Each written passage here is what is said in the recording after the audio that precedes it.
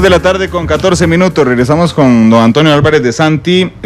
Ustedes saben que a partir del inicio de los fuegos electorales ya y de que una persona confirme su precandidatura presidencial, nosotros lo invitamos a matices. Así es que don Antonio ya había venido como presidente de la Asamblea Legislativa, hoy está como precandidato y la estructura de la entrevista es diferente, prácticamente la misma para todos los precandidatos, que tiene que ver con conocer un poco a don Antonio, más allá de lo que lo conocemos en los puestos públicos, don Antonio, sino a don Antonio. Y después me encantaría saber algunas cosas que usted piensa como el país en caso de que le tocara ser presidente de la República. Así es que, bienvenido. ¿Qué me puede hablar de don Antonio? ¿Dónde nació don Antonio? ¿Cómo es la familia en la que se crió don Antonio? Bueno, yo soy el tercer hijo de una familia de 6 hermanos. Yo nací y me crié en Barrio Vasconia por Plaza González Víquez o Plaza Víquez, como la llamamos tradicional, coloquialmente, y estudié en el Colegio Calasanz. Vengo de una familia de clase media, como es Barrio Vasconia, y eran mis amigos y vecinos con los cuales todavía con muchos de ellos guardo muy buenas relaciones y recuerdos. Después entré a estudiar al Colegio Calasanz, terminé ahí 11 años en el Colegio Calasanz, estuve, 12 años porque estuve desde kinder. Siempre digo con un gran cariño que la primera vez que mis papás me dejaron abandonado solo en algún lugar, teniendo yo poco más de 5 años, fue en un aula del Colegio Calasanz. Y tengo un gran recuerdo por mis mentores, los padres escolapios, los profesores y profesoras a quienes les debo mi formación y por supuesto la parte de la sensibilidad social de la educación precisamente de las escuelas pías y de lo que fue la obra de José de Calasanz y su legado forman parte de mi formación tanto espiritual como de mi visión social del mundo. Después estudié Derecho en la Universidad de Costa Rica. Ahí participé en política ya activamente con la Juventud Liberacionista, fui miembro del Consejo Universitario, presidente de la Federación de Estudiantes de la Universidad de Costa Rica y a partir de ahí ya estuve más vinculado al Partido de Liberación Nacional. Ahí hago una separación en 3 áreas. Una, la parte empresarial. Ya después de que me gradué de abogado empecé a entrar ya en el mundo de los negocios con pequeños emprendimientos.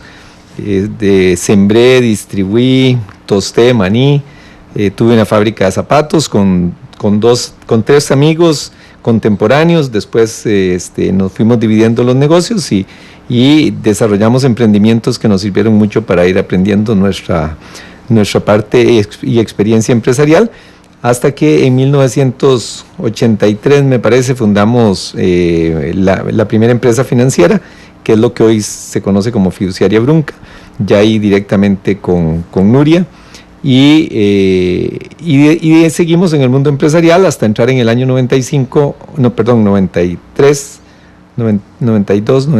a la actividad bananera, que nos terminó ya de enrumbar exclusivamente a la actividad empresarial y dejamos la práctica profesional del derecho, en donde Nuria y yo ambos como abogados todavía practicábamos el ejercicio liberal de la abogacía, pero a partir de ahí ya nos dedicamos de lleno a la parte empresarial y después del banano pues vinieron otras actividades en las que nos hemos ido diversificando, tanto en actividades inmobiliarias como vinculadas a la actividad turística, con entretenimiento, ahora con una franquicia que vamos a instalar y establecer en el país. Y volviendo a la carrera política, después de la participación en la FEUR y de terminar mis estudios en la Universidad de Costa Rica, fui tesorero de la Juventud en la campaña de don Luis Alberto Monge, en la primera fui un activista de la Juventud Liberacionista, pero no tuve ningún cargo de responsabilidad. Ya después de que don Luis Alberto es presidente, a mitad de su gobierno me invita a que forme parte como presidente de Fertica, después paso a ocupar la presidencia ejecutiva del Consejo Nacional de Producción. Continúo desempeñándome en ese cargo en la administración de Óscar Arias, y en el año 87, cuando tenía yo 28 años de edad, Óscar Arias me nombra su ministro de Agricultura y Ganadería y después termino como ministro de Gobernación y Policía. De ahí nos vamos a estudiar una maestría a los Estados Unidos, estudiamos en la Universidad de Harvard, Nuria estudió los temas de política internacional, básicamente las relaciones entre Estados Unidos y Centroamérica. Yo estudié una maestría en Derecho y en Fiscalidad Internacional, el área tributaria y de finanzas públicas. Después, de nuevo, regresamos al país. En el año 94-98 fui diputado y presidente de la Asamblea Legislativa en el año 95. Desde entonces no volví a ocupar ningún cargo público hasta ahora, en el 2014, que volví como diputado y que me he desempeñado como presidente de la Asamblea Legislativa desde mayo del año pasado. Bueno, tengo 2 hijas, Adriana, quien está y participa con nosotros en la actividad empresarial, Andrea, que está conmigo como jefa de despacho en la Asamblea Legislativa y ha estado como jefa de despacho en la presidencia, trabajando ad honorem porque no se puede contratar hijos en la Asamblea Legislativa. Y tenemos una nieta que se llama Isabela, que es la locura de Nuria y mía.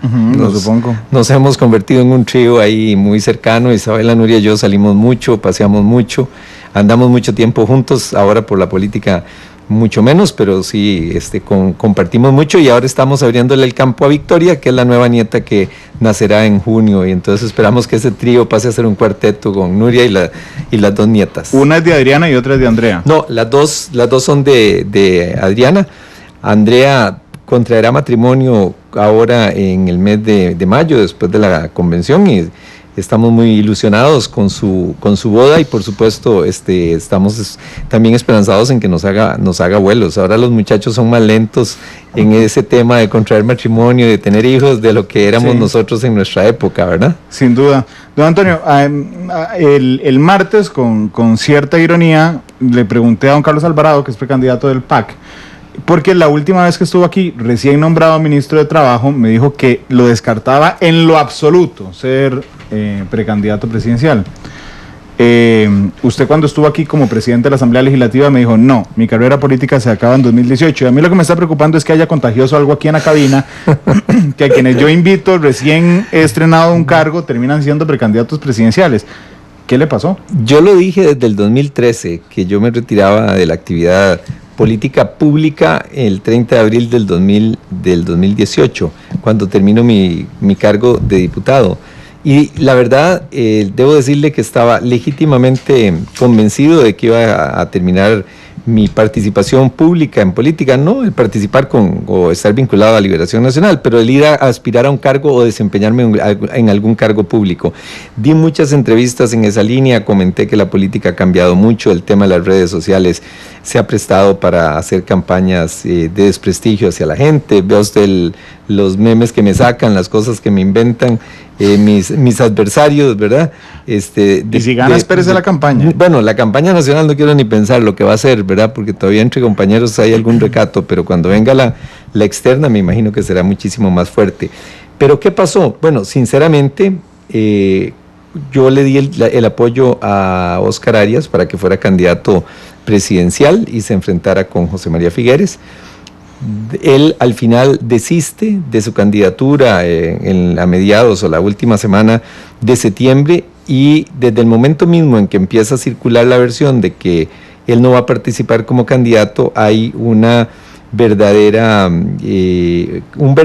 sentimiento que empieza a crecer de parte de la familia liberacionista de que hay que tener una opción que no sea José María Figueres.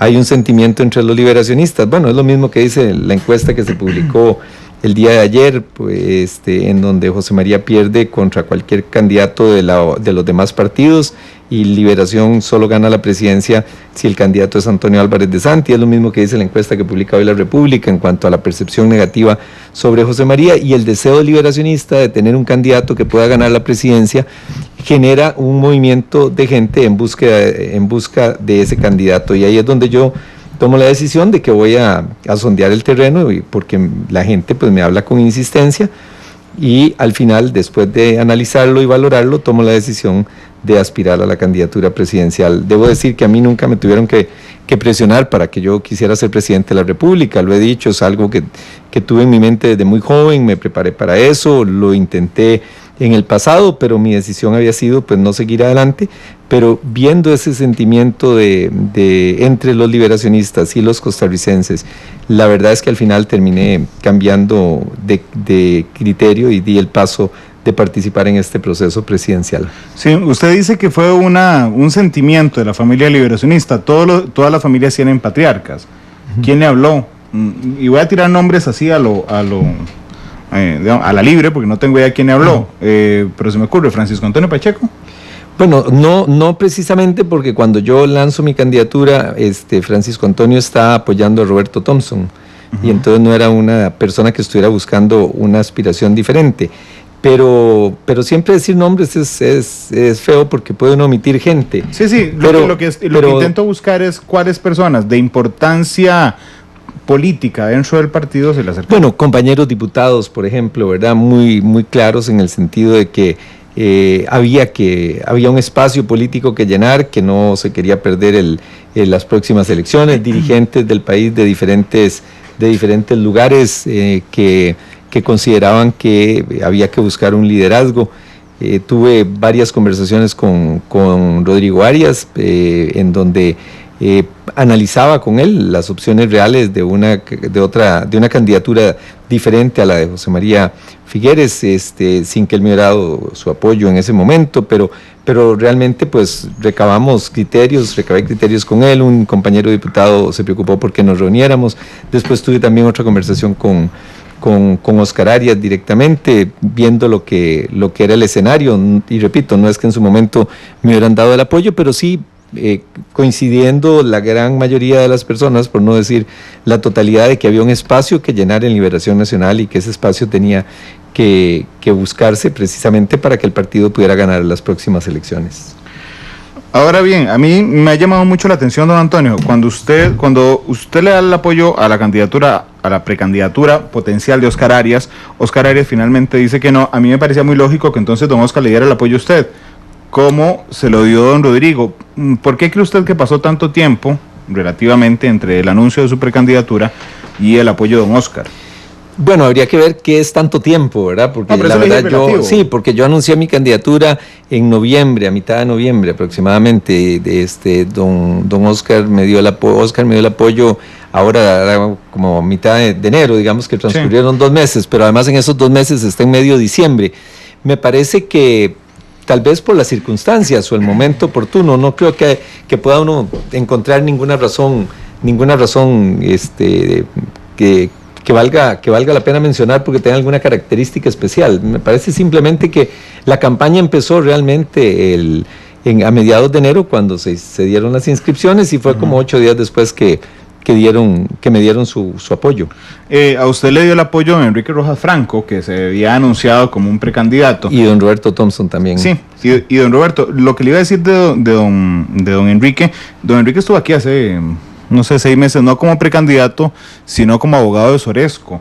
Y después, leyendo sus posts en Facebook y algunas cosas, una de sus posiciones más polémicas o que generó mayor reacción es la explotación petrolera. ¿Usted qué cree de eso? No, yo sí estoy en contra de la explotación petrolera. Me he opuesto también al decreto que había firmado José María Figueres, y que es un decreto que está vigente, en donde se puede hacer la exploración todavía sin necesidad de permisos ambientales, que hoy precisamente la Sala Constitucional tomó un acuerdo al respecto, que lo está dejando en suspenso. Me parece que ese decreto de don José María en su gobierno fue un decreto peligroso, ¿verdad? Porque es una materia en donde las regulaciones ambientales deben de existir, pero definitivamente no comparto ese criterio de Enrique Rojas sobre el tema de la perforación y explotación petrolera. ¿Ha negociado con don Rolando González?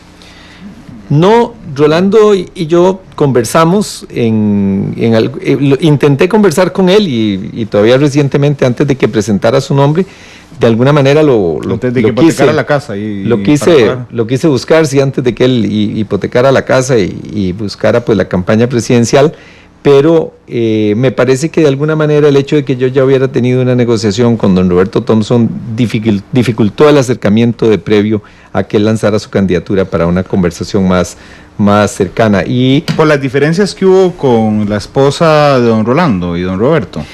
Me parece que hay alguna rivalidad territorial entre ellos, ¿verdad? Los dos de la escuela, etcétera.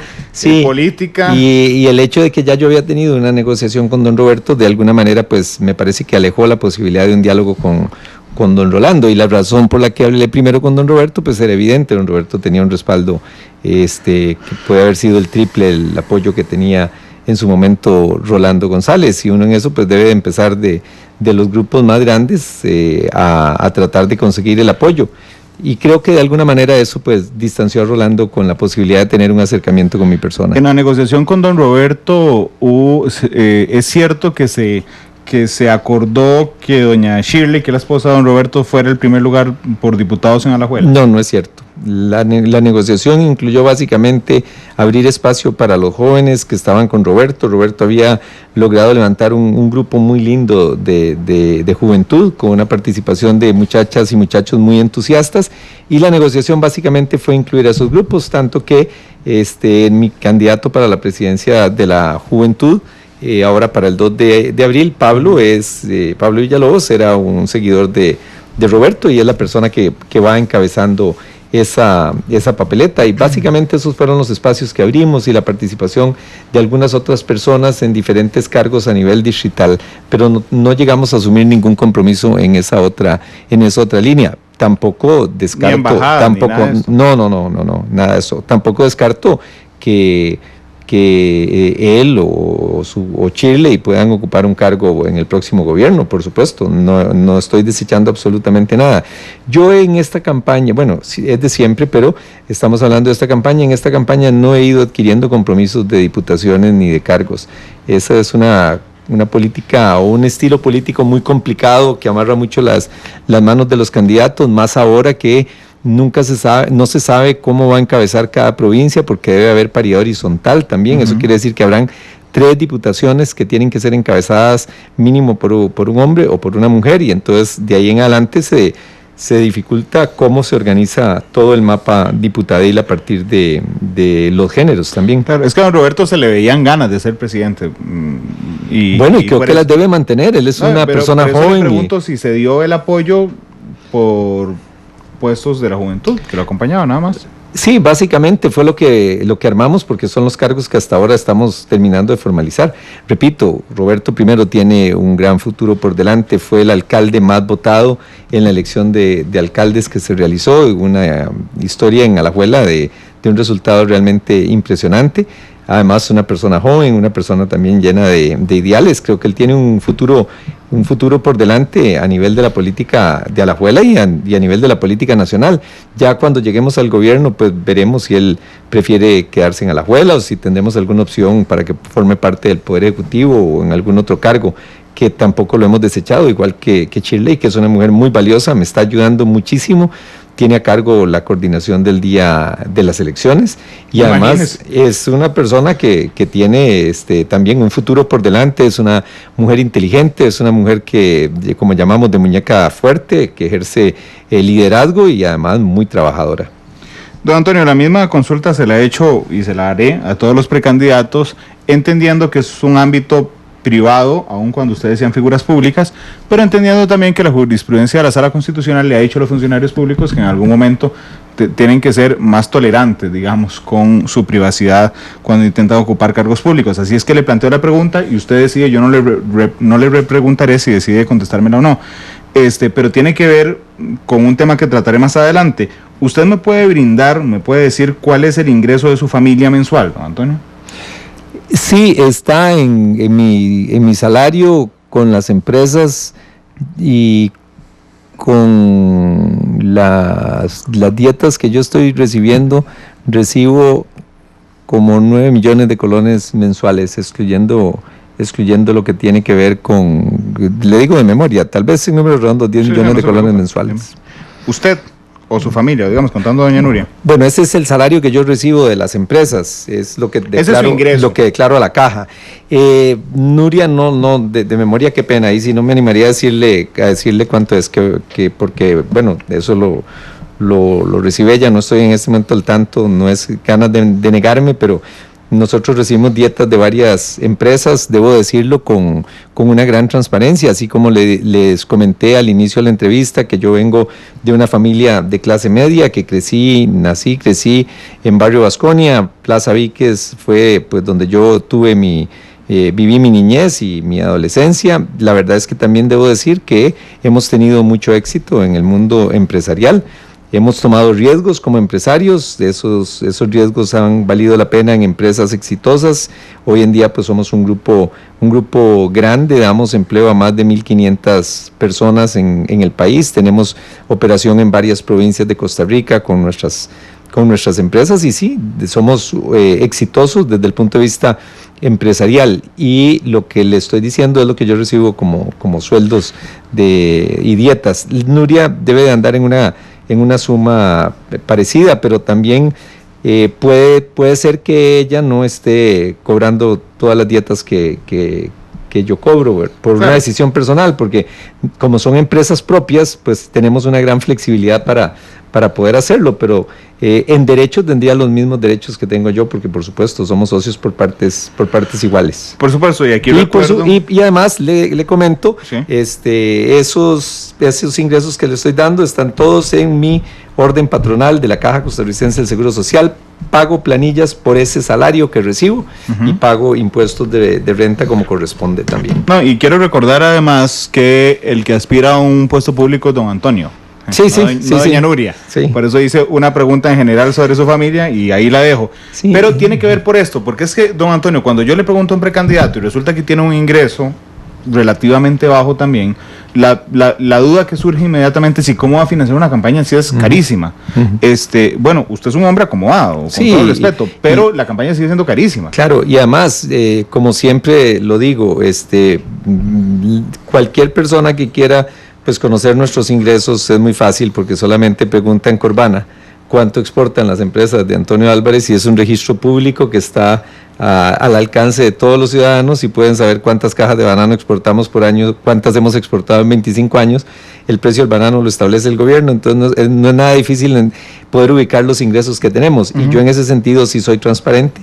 Y repito, todo mi salario, el 100% de mi salario está reportado a la caja. Pero para la campaña, para la pre-campaña, ¿está usando sus ahorros o se está basando en esas sí ya son así, no se preocupe? Sí. O está basándose en donaciones, don Antonio? Las dos. En una campaña para una persona, pues de ahí es evidentemente un costo elevadísimo, sí. Pero sí estoy con un grupo de amigos, de socios, de personas conocidas en el mundo empresarial del país, y tanto de nivel alto como de nivel medio, de personas jóvenes, con el que estamos desarrollando toda una campaña de recolección de fondos, los cuales serán públicos conforme lo vaya definiendo la legislación, que debemos de hacerlo público, pero sí, es una colaboración de diferentes grupos de personas. No estoy yo financiando mi campaña de manera directa o exclusivamente. ¿Tiene idea de cuánto ha gastado en esta pre-campaña? No tengo idea, ahí sí le mentiría. Sé que pagamos 25 millones de colones por la inscripción, ¿verdad? Para mí ha sido muy económica porque yo empecé ahora en enero. Sí. José María empezó con los contestatones y con la publicidad aquella en la que decía que la gente lo trataba mal y que le decían una palabra X, y lo tuvo varias semanas al aire en los medios de comunicación en noviembre y diciembre. Yo empecé ahora, debo tener 2 semanas de estar al aire. No, yo me los como. Yo me los como, no creo que José María tampoco en su vida haya cocinado un tamal. Pero en los comerciales sale haciendo el tamal. Bueno, pero yo creo que en su vida no creo que haya cocinado un tamal. ¿De verdad? Sí. ¿Por qué? Sí, no, porque usualmente los que estamos en política no somos personas que cocinamos tamales como una cuestión de costumbre. ¿Usted no cocina? No, yo caliento el agua y se me pasa. Yo hago carne asada, eso es lo que yo hago. Yo pongo carne en el asador y la termino de cocinar, ¿sí? Don Antonio, hace algunos años, no recuerdo la fecha exacta, si son 3 o 2, hubo cierto cuestionamiento a usted por algo en Panamá, que sé que eso ha terminado jurídico. Creo que usted tiene demandado, y aquí le digo creo con toda transparencia, para que sí, usted me claro. explique, creo que usted tiene demandado al gobierno panameño. Sí, nosotros hicimos una inversión en Panamá, con varios socios. La gente pues a partir de que era una inversión sola, no somos los únicos socios, ningún socio en esa empresa tiene más del 50%, pero hicimos una inversión, compramos unas tierras conforme a unas tierras que habían sido tituladas con sentencias de jueces de Panamá, juicios que estaban firmes, las personas que las titularon no las vendieron, fueron inscritas en el registro público, nos catastraron los planos, estábamos listos para entrar a desarrollar un primer proyecto hotelero con una cadena internacional muy prestigiosa, y después, por una decisión de Panamá, para hacerlo en sencillo, debemos decir que nos hicieron lo que nosotros llamamos una expropiación encubierta. Panamá nos dijo: ustedes tienen esa tierra, pero como que si estuviéramos hablando en Costa Rica, usted esa tierra no la tiene en Manuel Antonio, esa tierra usted la tiene en Golfito.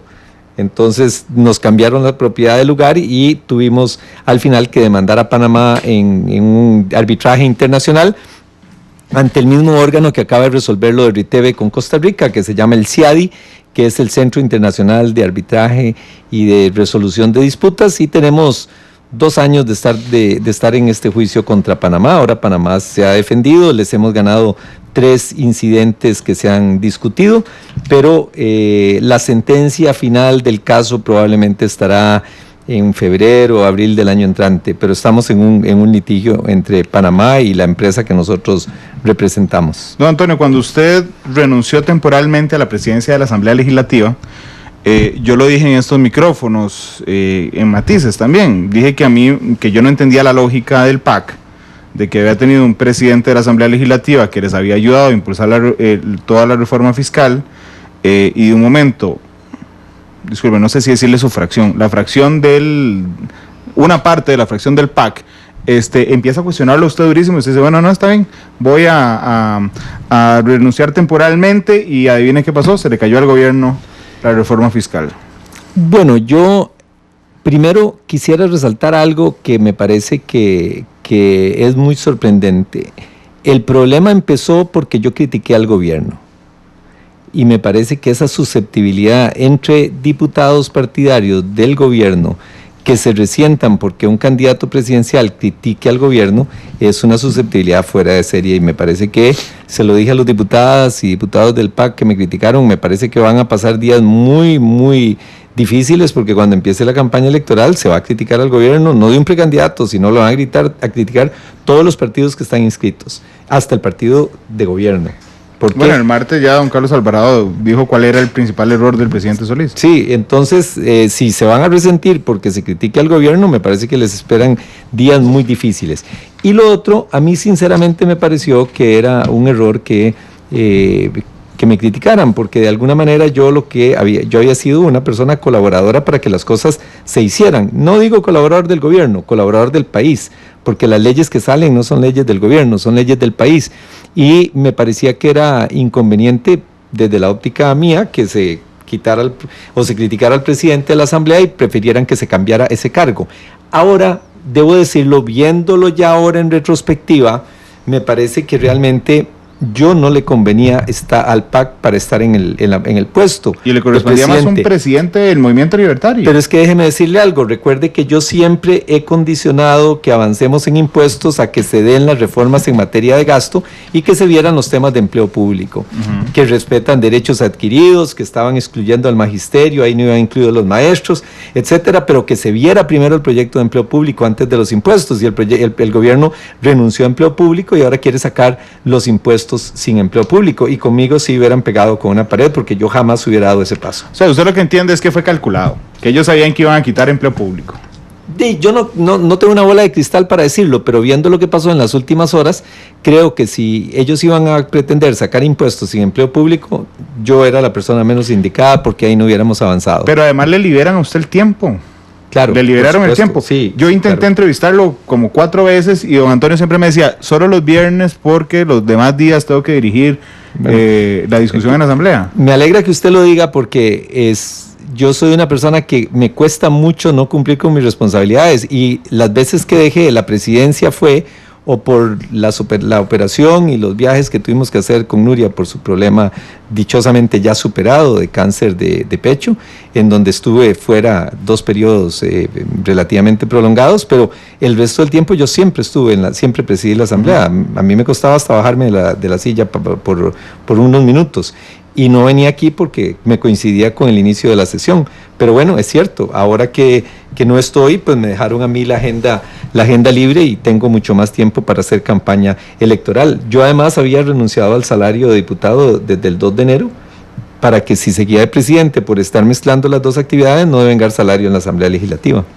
Claro, por eso el ingreso que me dio no está contemplado el salario de la Asamblea Legislativa.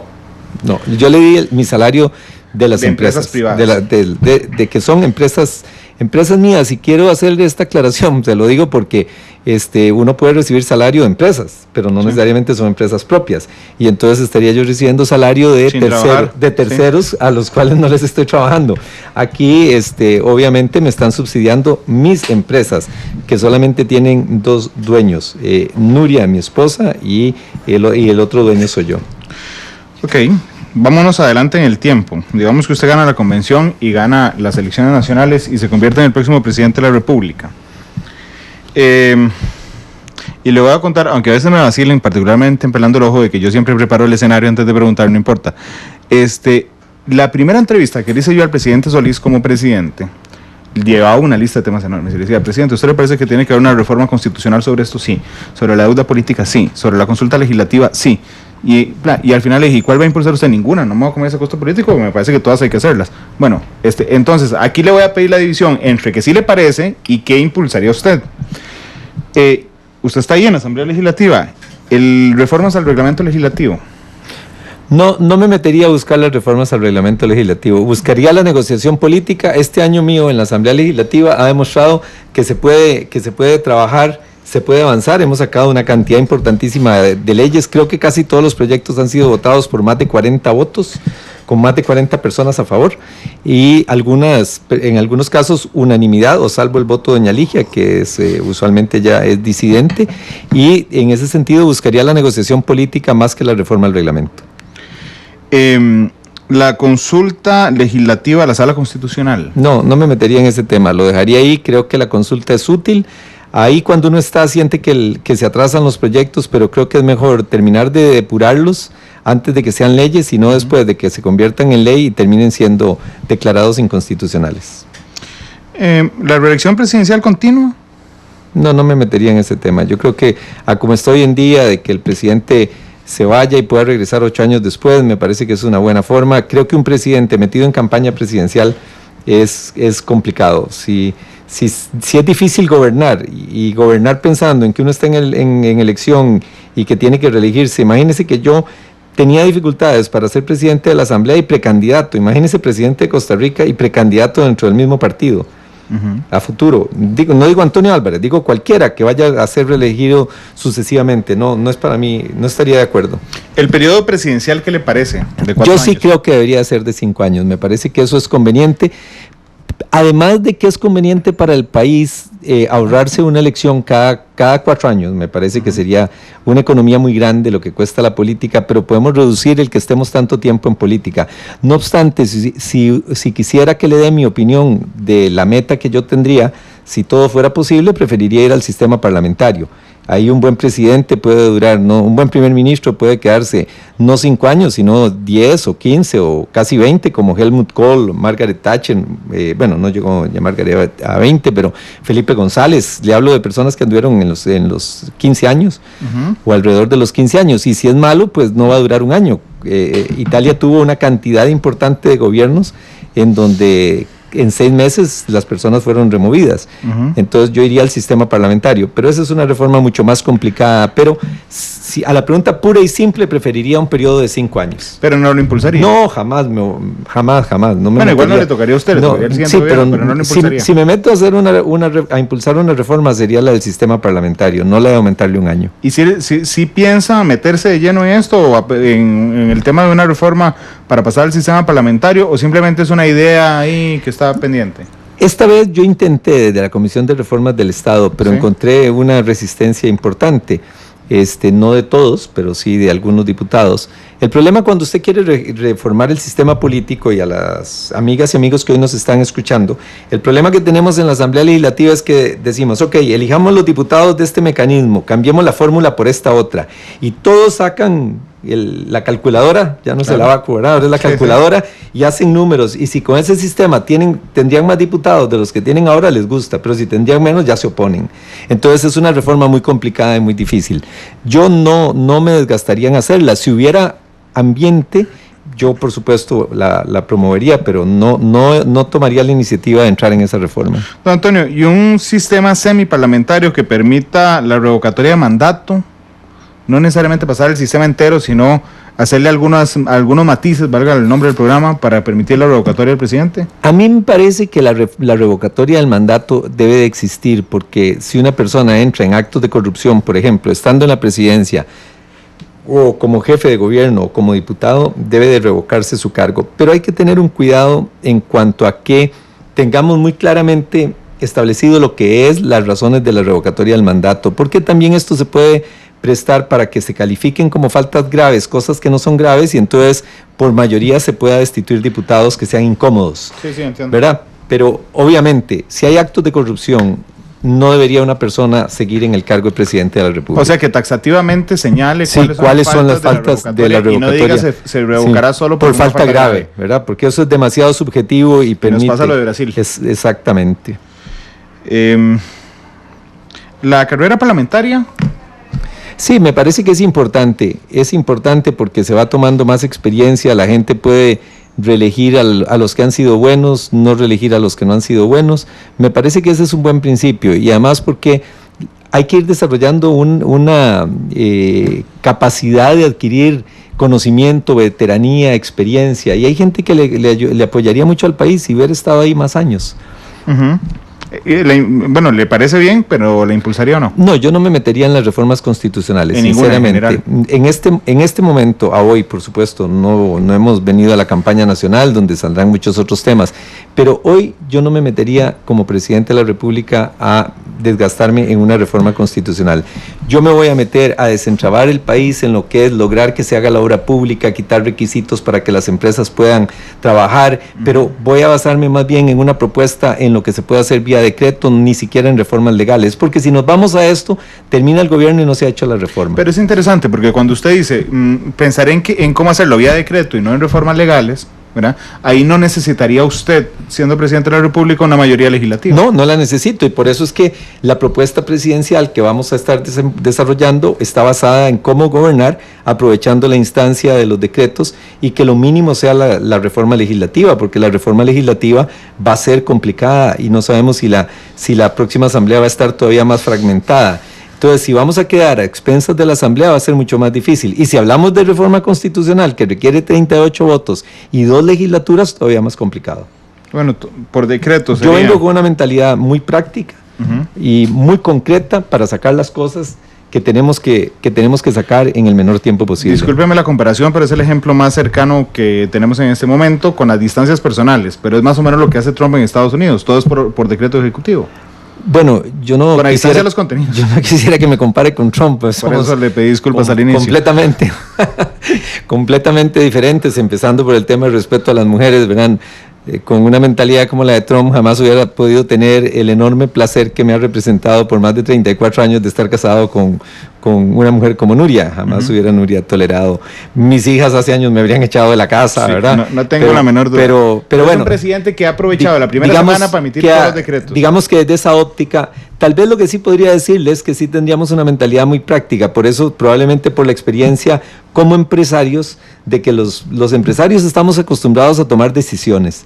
Si yo tengo un problema en una empresa, ese problema no se soluciona porque yo no decida y porque yo me haga el tonto y porque yo lo postergue como se acostumbra a hacer en el gobierno, que no se decide para coger el camino fácil. Si uno en una empresa tiene un problema, tiene que resolver de inmediato. Llama a la gente que sabe, se asesora, pero se resuelve y se hace de inmediato. Yo estoy acostumbrado a resolver y a liderar. Y como presidente resolvería y ejercería liderazgo para hacer las cosas. Y en eso felicito a Trump, que sí está actuando desde esa perspectiva, aun cuando no comparta su criterio. Exactamente, claro. Un CEO país, digamos un gerente país, para decirlo en español, ¿verdad? Sí. Don Antonio, esos temas podrán parecer un día, alguien me dijo, es que los temas que preguntas son temas como muy elevados para para la vida cotidiana, pero no necesariamente, porque mi punto de respuesta tiene que ver con gobernanza, y la gobernanza es importante. Me parece muy concreto, más bien eso es bueno, porque el político le gusta quedarse en los claroscuros, ¿verdad? Es que para mí realmente sería más sencillo preguntarle a Antonio, ¿sabe cuánto cuesta una bolsa de 2 kilos de arroz?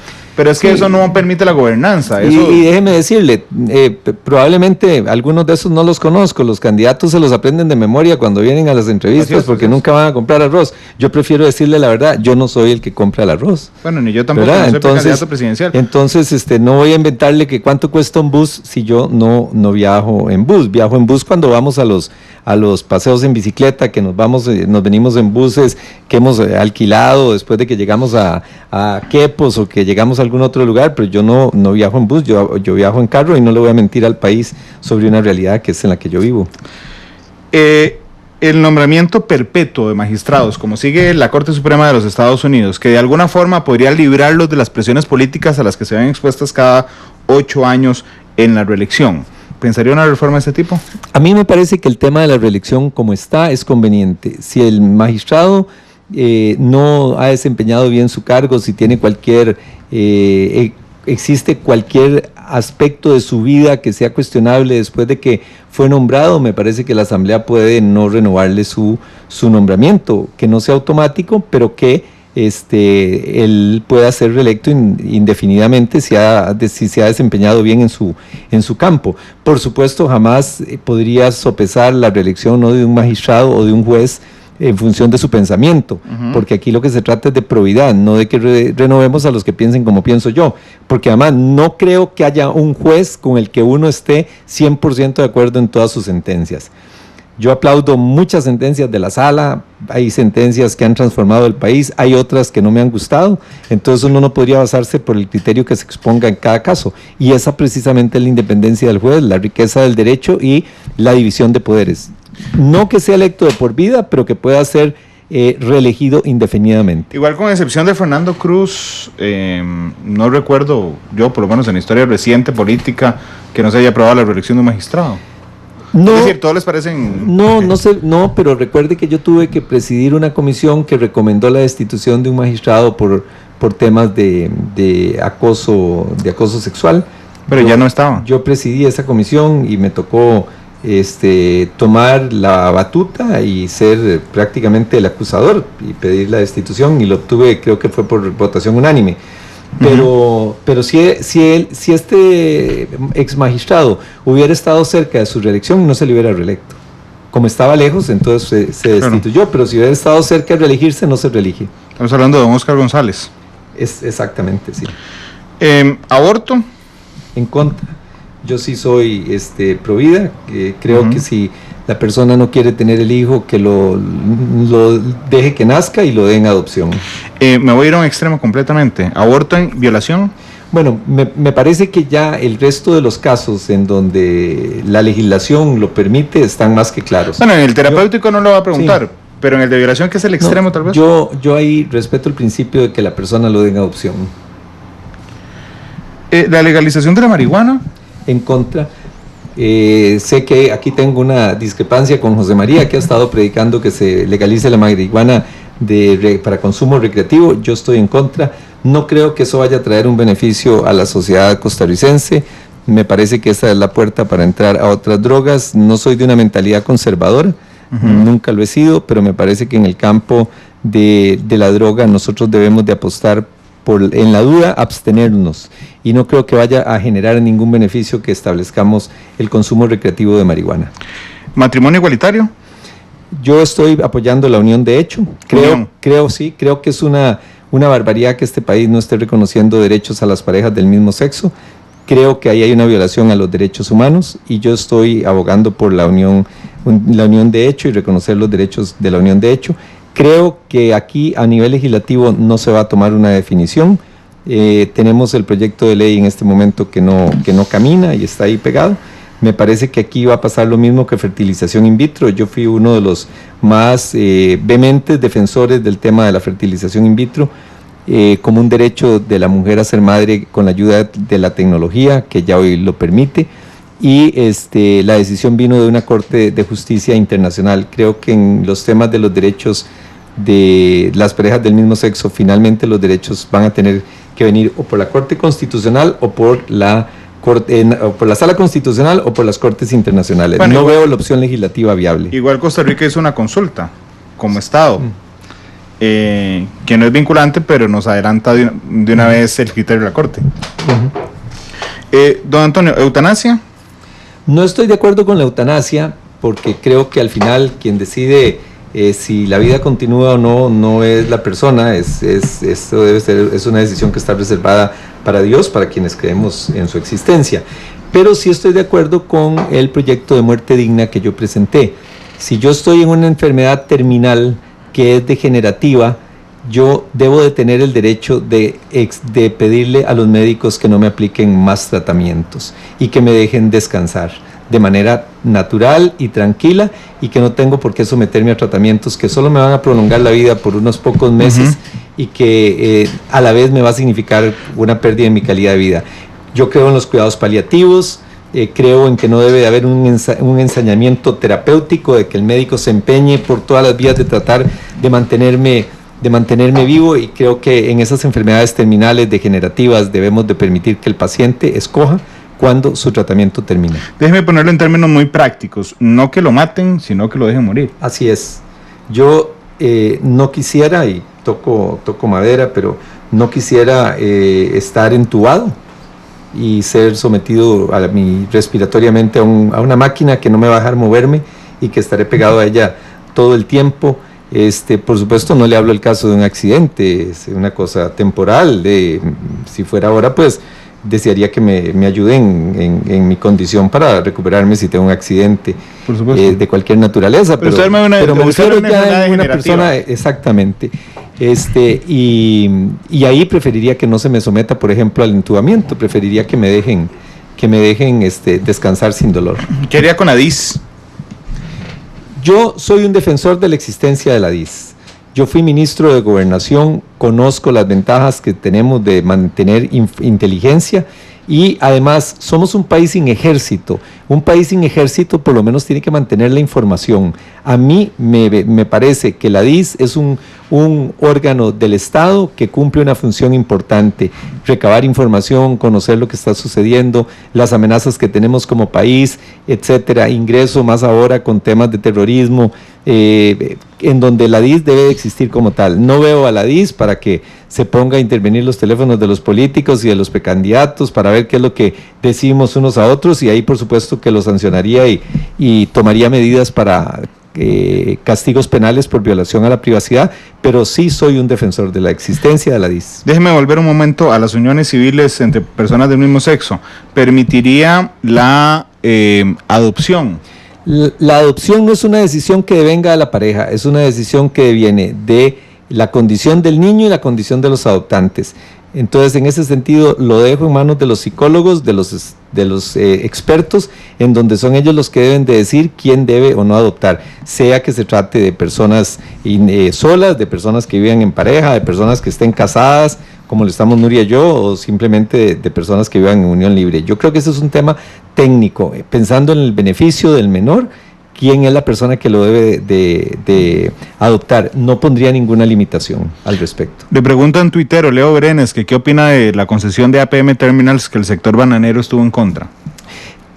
Hoy en día, por supuesto que como presidente permitiría y respaldaría que el proyecto siga.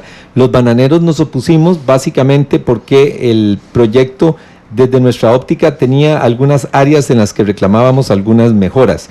Podríamos discutirlo otro día, pero no creo que sea el tema del proyecto, de la discusión, de la entrevista de hoy. En su momento me opuse y defendí que el proyecto debía de ser mejorado, sobre todo temas de tarifas, el uso de los patios de contenedores, de los predios, que ya las empresas los tienen y entonces ahora no se van a poder usar, todo tiene que ir al muelle, eso va a encarecer la operación para el banano, pero ya que es una realidad y que está el proyecto avanzando, en buena hora que avance y en buena hora que sea una realidad lo más pronto posible.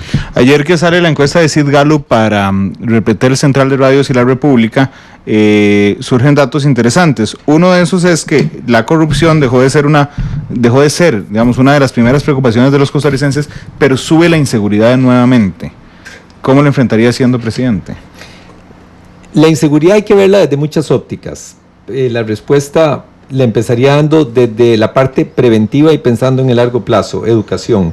Debemos mejorar los programas educativos, lograr que los jóvenes no dejen la educación, no vayan a ser desertores del colegio para dedicarse a estar en condiciones de niños que ni trabajan ni estudian, que es un primer paso para irse acercando al tema de la delincuencia. Educación en valores y educación que le dé un valor agregado a la gente para que se mantenga en las aulas. Por eso respaldo la educación dual, respaldo la educación técnica, veo a Lina como un gran ente para hacerlo.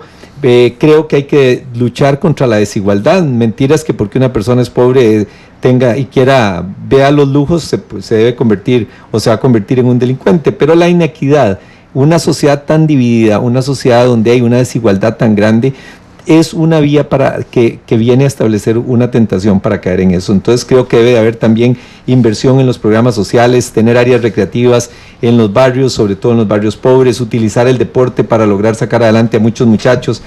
Zonas como Limón, que son verdaderas zonas deportivas donde hay semillero de deportistas. Deberíamos de tener el deporte para que la gente esté ahí y alejarlo de las pandillas, etcétera. Ese como un paso en el mediano y largo plazo. En el corto plazo, la parte policial, donde debemos de colocar cámaras de televisión en los diferentes barrios, en los parques, en las zonas públicas, usar la tecnología para prevenir el delito. Hoy me comentaba una delegación de dirigentes que me están ayudando en San Rafael de Heredia, que no hay forma de entrar a San Rafael sin que las cámaras lo tomen a usted. Bueno, qué dicha. Todo eso ayuda, todo el uso de la tecnología. Ya en la Asamblea Legislativa aprobamos la ley de el impuesto a las personas jurídicas. Eso le debería dar alrededor de 50,000 millones al año a los cuerpos policiales para comprar equipos, para comprar radios, carros, motos, sistemas de transporte, comunicación, y para poder nombrar 1,000 policías más, por lo menos, para poder combatir el tema del narcotráfico y la delincuencia en general. Además, cambiaría y invertiría en el sistema penitenciario. Yo soy muy draconiano, creo que la gente tiene que ir a la cárcel si comete un delito, que debe cumplir su pena completa, pero que debe cumplirla con respeto a los derechos humanos. Y hoy en día nuestras cárceles violan los derechos humanos, y creo que ese sistema penitenciario debemos de invertir en él para lograr que podamos ir generando la forma de reinsertar socialmente a las personas con trabajo, para que cuando salga de la prisión no vuelva a caer en la parte delictiva. Y por último, siempre he dicho que uno debe de tomar las cosas buenas que ve de los demás. Hay un proyecto de nuevo Código Procesal Penal que ha venido trabajando Mario Redondo, mi compañero diputado, que no es de mi partido, pero que es un buen proyecto, que ha venido trabajando con magistrados y especialistas en derecho penal, que podría pasar que los juicios se tramiten en un plazo muy corto, de 6 a 12 meses. Tenemos que promover esa nueva ley, la ley de justicia restaurativa que ha impulsado la magistrada doña Doris Arias, que es una ley que incluso yo acogí, que permite que no todo delincuente primario termine en la cárcel, para darle una segunda oportunidad, pero restituyéndole el delito a las víctimas. Ese es un buen paso. Y por último, la parte represiva. Yo estoy con la ley de extinción de dominio. Hay que quitarle los bienes materiales a los narcos, a los que lavan dinero, a los que han estado en actos de corrupción. La ley está ahí, puede ser aprobada en cualquier momento. Si nosotros le quitamos la riqueza material a los que están metidos en estas actividades, les damos el golpe más fuerte, y no ir a la cárcel y después salir millonarios. Si les quitamos la riqueza material, les quitamos su verdadero poder, y la ley de extinción de dominio permite eso. Y sí creo en la ayuda internacional, en el apoyo de los Estados Unidos y de otros países para intercambio de información, sistemas de radares, aviones que nos ayuden y lanchas rápidas, guardacostas que nos ayuden a velar por el espacio aéreo y el mar. Perdone que hable tan a la carrera, pero es que este es un tema muy complicado. De hecho, le voy a confesar algo logístico.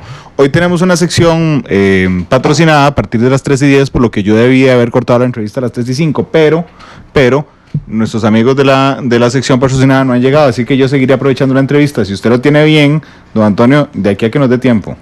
¿Puedo seguir con temas? Sí, podemos seguir. Voy a poner el límite son 3:25. Ok, voy a poner nada más un mensaje de que estoy ligeramente atrasado y para una reunión que tengo ahora, pero me parece que está muy interesante la entrevista. Es que me quedan un par de temas ahí pendientes, y yo decía, qué mal, se me va a ir sin preguntarle ese par de temas pendientes. No. Entonces yo lo dejo poner el mensaje, no se preocupe. Podemos ir de una vez, no se preocupe. Mientras nuestro cabinero nos avisa. Seguimos igual. Sí. Yo sigo igual. Bueno, hasta las 3:20 iremos, porque tiene que sonar su canción favorita. La Contralora General de la República, aquí en este programa vino, por cierto, a presentar algunos proyectos, 3 proyectos particularmente. Hay uno que a mí me pareció muy interesante y que tiene que ver, don Antonio, con eliminar el refrendo contralor que todavía permanece para el 10% de los contratos del Estado. ¿Usted está de acuerdo? Totalmente, completamente de acuerdo. Felicito a la Contralora, a su equipo y al personal de la Contraloría. Esas 3 leyes las debemos de aprobar y lo antes posible. Significan un cambio en la visión de la Contraloría y del ejercicio del régimen de control de la hacienda pública. Me parece un trabajo muy, muy bien hecho. Nada me alegraría más que poderlos aprobar antes de irme de la presidencia de la Asamblea. Ya no sé si nos dará tiempo en abril, pero sería ideal poder hacerlo. ¿Para qué hay auditorías internas? ¿Para qué hay departamentos legales internos? ¿Para qué hay proveedurías internas? ¿Por qué la gente no asume la responsabilidad? Esa forma de lavarse las manos y mandarle todo a la Contraloría para que la Contraloría entonces lo ratifique. Entonces ya como la Contraloría dijo que sí, entonces todo el mundo quedó contento porque tiene una bendición y se lava las manos. A mí me parece que en este país hay que asumir responsabilidades. Y uno cuando gobierna y cuando manda y tiene un puesto, es muy lindo tener el nombre y el título de presidente, de gerente, de director de departamento, también tiene que asumir responsabilidades. Y esto va a acelerar en mucho el desarrollo de los proyectos y de las obras que se tienen que hacer en el país. Y vamos a un sistema moderno de control. La obra pública por fideicomiso. Le pego con otra. ¿Qué haría en el MOP? Bueno, yo voy más allá, más bien, yo creo que hay que avanzar en las alianzas público-privadas, creo en la concesión de obra pública. Los fideicomisos hay que estudiarlos un poco más a fondo porque no han resultado tan rápidos y eficientes como creíamos. Veamos que no ha salido el fideicomiso de San Ramón. San José San Ramón, que ya fue aprobado por la Asamblea Legislativa. Ahí estamos con el fideicomiso de construcción del nuevo edificio de la Asamblea, en donde pues debo decir que hemos trabajado bien con el Banco de Costa Rica. Se señalaron algunos problemas administrativos por parte de la Contraloría, ya se corrigieron y se están arreglando, pero el fideicomiso no ha resultado ser tan efectivo. Yo voy con alianzas público-privadas, voy con concesión de obra pública y todos los mecanismos que nos permitan poder avanzar. Estoy planteando la propuesta del tren eléctrico mediante un acuerdo de gobierno a gobierno para poder empezar en mayo del 2018, y ya sería, y deberíamos de avanzar con Alemania, China, Japón o España para que podamos tener ese tren. Ya existe la vía, lo que se tiene que hacer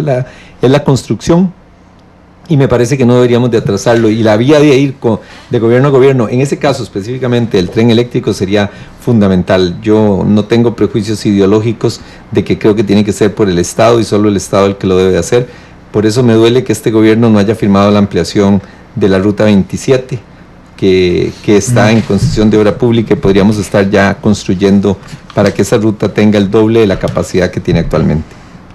Don Antonio, el impuesto único a los combustibles que nos afecta tremendamente la competitividad, pero entiendo que si no el gobierno no tendría plata para funcionar, ¿lo mantendría así como está o se le metería el tema? No, sí lo mantendría. Sí lo mantendría como está. Sí, en algún momento pensé que debíamos de tener algunos parámetros para disminuirlo automáticamente cuando la gasolina subiera a un precio determinado, pero el petróleo ha venido bajando, ya casi que se puede decir que estará en los $50, más o menos 5, y creo que ahí va a venir una estabilidad en ese sentido, no lo tocaría. La Procuraduría de la Ética Pública emite informes y dictámenes. ¿En un gobierno suyo serían vinculantes?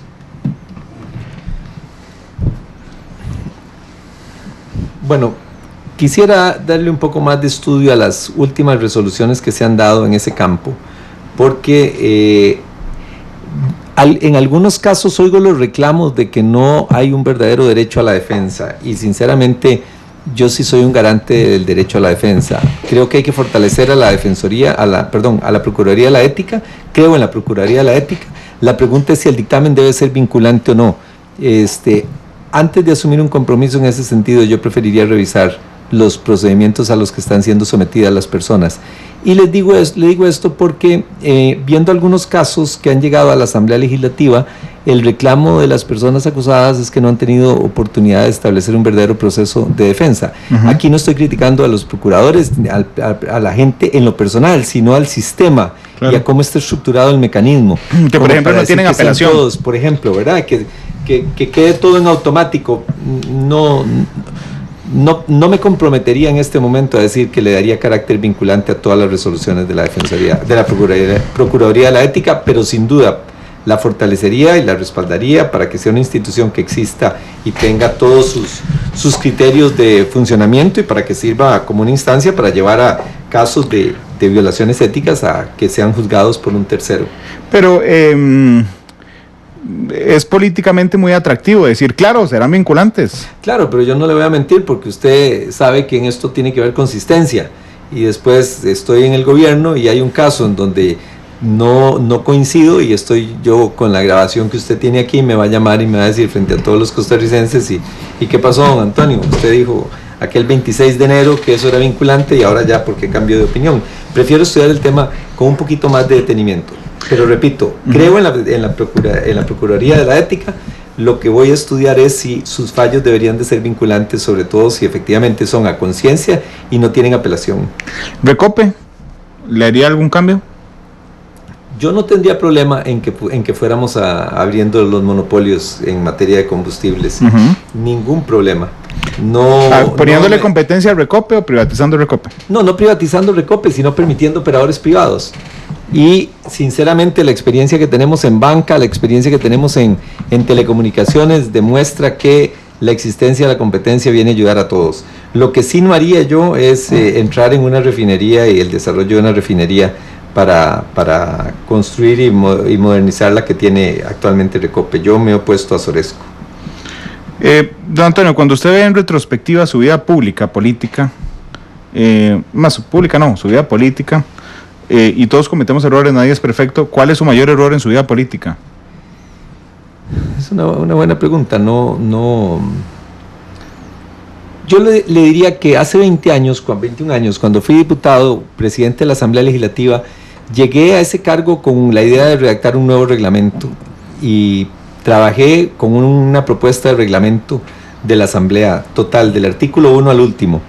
El proyecto se pegó porque reducía el uso de la palabra y los diputados me hicieron un escándalo diciendo es que Toño Álvarez lo que quiere es que seamos diputados mudos, y el proyecto se pegó por ese detalle y de ahí nunca avanzó.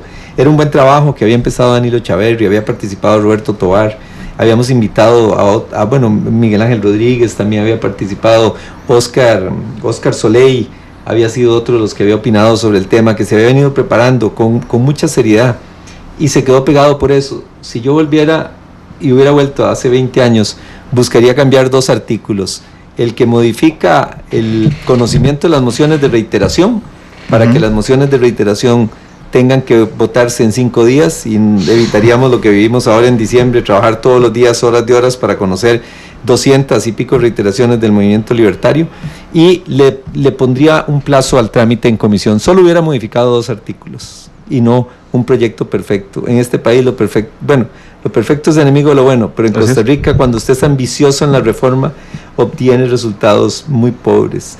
Ahora yo me orientaría por quitar los cuellos de botella. ¿Pero usted cree que todo que se logre por decreto? ¿Deberá quitar los cuellos de botella? No todo, pero una buena parte. Si quiere, cualquier día de estos hablamos sobre lo que vamos a plantear, porque bueno, ya tenemos poco tiempo, pero sí, le podría sorprender lo que podríamos hacer en materia de desregulación y otras áreas, simplemente con acuerdos y decisiones administrativas. Si es por decreto, porque a nadie se le ha ocurrido en gobierno. Bueno, porque es que cada decreto que usted firma tiene enemigos. Cada decreto que usted firma, hay gente que se le opone, ¿verdad? Porque hay... ¿Y usted está dispuesto a comerse sus pleitos? Por supuesto. Vea, en la vida empresarial, que ha sido mi experiencia, si usted no toma decisiones y las que son correctas y las implementa, usted fracasa en sus proyectos empresariales. Y yo no vengo a tener el proyecto país como un proyecto que vaya a fracasar. Usted tiene que ser firme, tomar las decisiones e ir adelante. Pero por supuesto, cada proyecto y cada decreto que usted hace, hay una burocracia que se le opone, hay un grupo de gente, permítame usar la palabra, que son montados del gobierno, que quieren seguir montados y que quieren seguir usufructuando, y además facilita la corrupción. ¿Por qué el gobierno digital se bloquea tanto cuando deberíamos de avanzar en gobierno digital? Que cada vez que hay que hay una fila, hay un foco de corrupción, decía un exdiputado. Bueno, hay que ir buscando la forma de eliminar esas filas, y hay gente que prefiere mantener las filas, y hay gente que cree que si se quitan trámites su puesto va a peligrar, y bueno, y hay otros que consideran que ambientalmente hay que restringir y no facilitar que se hagan cosas, entonces no va a ser tampoco fácil. Sí. La penúltima pregunta. Usted ahora dijo que podría ser una asamblea legislativa más fraccionada que la de ahora.